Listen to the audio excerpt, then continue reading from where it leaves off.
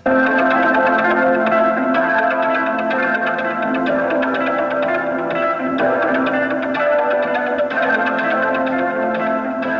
6 is to create an Excel file in which we will list all the symbol names for which we want to download the data along with their token value. Here is the file.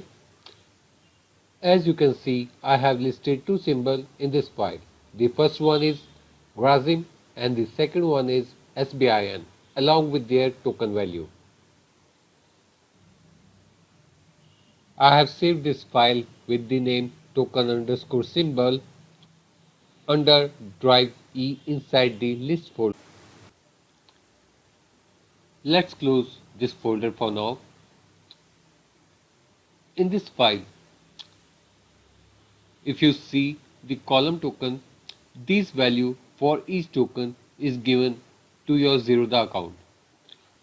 For that, let's switch to your Zerodha account.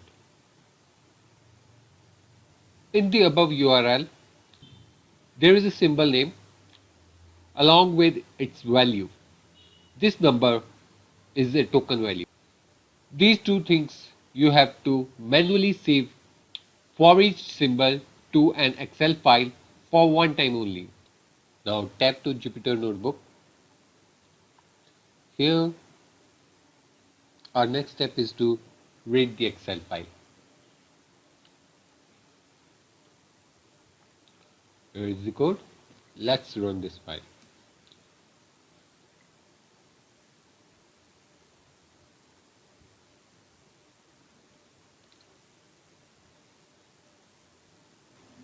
As you can see, it has read both the symbol along with their token value.